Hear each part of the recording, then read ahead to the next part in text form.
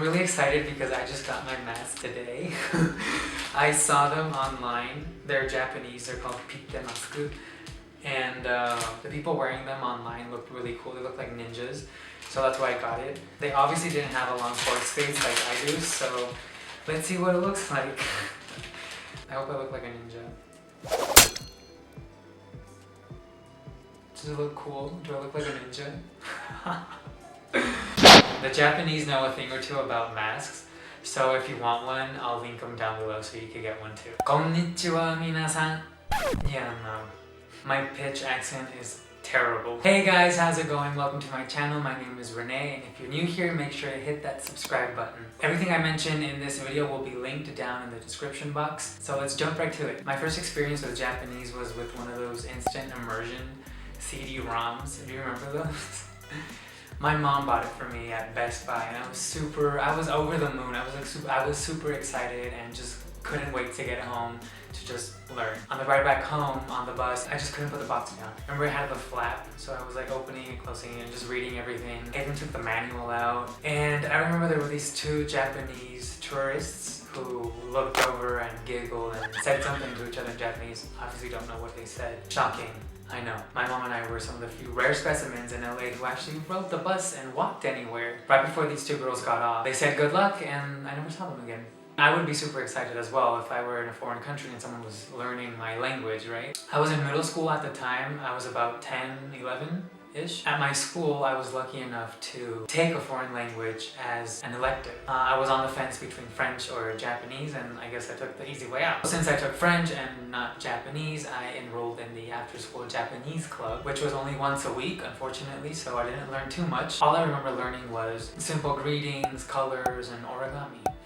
Most of the kids there would get together and gossip as they folded their paper animals. I guess it was cooler to talk shit in Japanese and not English. Fast forward to the summer before starting my junior year of high school, I decided to take a Japanese class at the local community college. I was that kid. Instead of getting high and into trouble like any normal teenager would, I was enrolled in a Japanese class. It was about 3 months long. I ended up forgetting everything again, except for the word yasai and how to read hiragana. It's my fault because I didn't stay in touch with any of my classmates. But don't worry, I have learned to talk to myself when there's no one around, so I can practice. Don't you do that too? Let me know down in the comments if you do that too, when you're learning a new language. I'm curious. I guess you could say I have commitment issues with Japanese. I picked it up again during quarantine and I finished the first Genki book. But in all honesty, I got a bit overwhelmed and frustrated because I couldn't read. I felt illiterate. With other languages, after 3 or 4 months of study, I'm able to pick up a few words here and there. And you just can't do that with Japanese. At least not me. I like to just pick up any random news article and read it, even if I don't know all the words, but I can't read anything. You just can't because of kanji. I am aware that Japanese is really distant. It's not at all related to any of the languages I speak or have studied in the past. And I just have to accept that Japanese is going to take a long ass time. I went in with the same mentality that I have with other languages. With Japanese, it just didn't work out. I haven't dumped it completely. It's just a short break before I pick up the second Genki book. So I'm on that topic. I just like to say that everyone's approach to learning languages is different. It's subjective. If someone comes and tells you that Japanese is hard, don't listen to them. Not even me. It all depends on what languages that person already speaks or if they have prior experience with studying languages. So what I'm saying is that you have to try it out and see for yourself. I'm about to jump into some resources that have worked for me. In the end, you decide whether or not they work for you. I've been using Genki ever since I got involved with Japanese. So ever since the college class, I'm a big fan of how it's broken up. In every chapter, there are 1 or 2 dialogues, which progressively get longer after every section. Then you have the English translation. After that comes the vocab list. Most of the words in the vocab list are from the dialogue. Some of them are not. After that comes the grammar section. There are about 3 to 8 grammar topics. Some of them are really tricky, but in general, they're really well explained and thorough. And lastly are the exercises, which is the best part because you get to practice. You can find Genki on Script for free. Well, if you don't know what Script is like the Netflix of books. It's great because your first month is free, so during your trial month, you could download Genki absolutely free before you have to start paying the membership. I got hooked, so I am currently a member. And side note, if you do decide to become a member, you'll have free access to Mubi, which is a movie streaming platform. There are tons of foreign films on this app. And if you are a fan of everything foreign like I am and want to continue studying and practicing your languages by watching movies, you should definitely check them out. Going back to script, God, I keep harping on about script, I'm gonna shut up. You can find the Genki 1, the Genki 2, the workbooks for both levels, and the answer keys absolutely free. If you want the 3rd edition, which is the newest one, you'll have to look elsewhere. So you could try Cedars. There is quite a bit of listening comprehension and speaking practice, so I've linked the audio files. Yes, you can also find them for free. tondemonai. For those of you who aren't too comfortable with English, there is another option. It's called Minna no Nihongo. My only reservation with this book is that since it's only in Japanese, you do have to spend a little extra to get the translation/grammar explanation book as well. But since you'll be spending a little bit more, you can find the translation book in 10 other languages and not just English. The other plus or downside, depending on how you look at it, is that Minna no Nihongo has separate reading and speaking books as well. That means it's more practice for you if you can afford it, or more money in order to get the entire set. I've linked both books down below, so you decide which one works best for you. I strongly recommend that you start learning kanji from the very beginning. I mean, you'll already be learning words in context. So for example, if you learn the word for lunch, learn it in hiragana and also spend the extra time to learn the kanji equivalent. By spending the extra time and learning the kanji, you'll probably progress slowly, but in the end, you won't feel frustrated and illiterate like me. Like I've said in my other videos, I only have one other video up right now. Like I said in that video, make language learning fun. Do whatever it takes to stay motivated and to stick with your studies. Duolingo and Flash Academy both have Japanese available, so I would say to check them out. I wouldn't, however, recommend that you use these apps as a main resource. So always have your textbook with you and use these apps as a supplemental resource, because in the end these apps are fun and I feel like it's a good way to learn the basics. It's like playing a game. I've also used Bunpo to learn hiragana and katakana. You could find both charts on this app and you can also quiz yourself. There is another app that's very similar called Kana, and here you could change the quiz settings. You can read the kana and type in what sound it makes, or read the kana and choose from the multiple choice options. The only Japanese dictionary I use and trust is Jisho. There are tons of definitions, and most definitions even have example sentences. When you're looking up kanji characters on Jisho, you can even find a visual of the stroke order and learn how to properly write it, if you're into that. I say this because a lot of people only care about speaking and not so much learning how to write.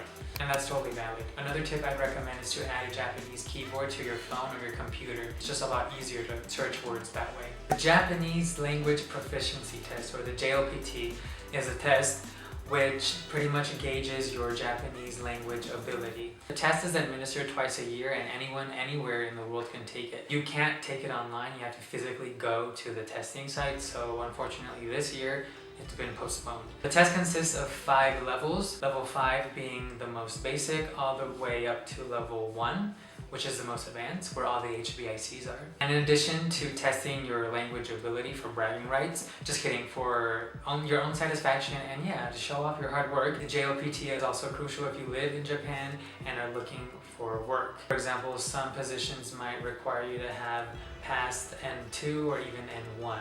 The JLPT can serve as a catalyst to keep you motivated, and it could also help if suddenly you become lost and don't know in which direction to go with your studies. You know, if you set yourself a goal to pass, I don't know, level N4 or N3, then you'll know exactly what you need to study before you go in to take the exam. The website has all the information that you need to know and master before you take the test. Which brings me to supplemental material. There are a ton of books that you can get your hands on for the JLPT.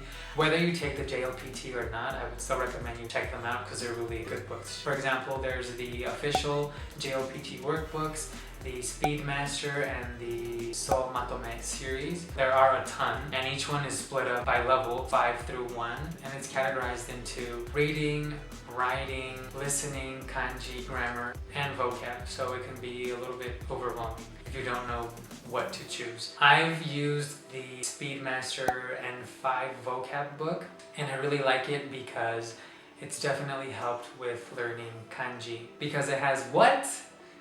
Example sentences. Yep.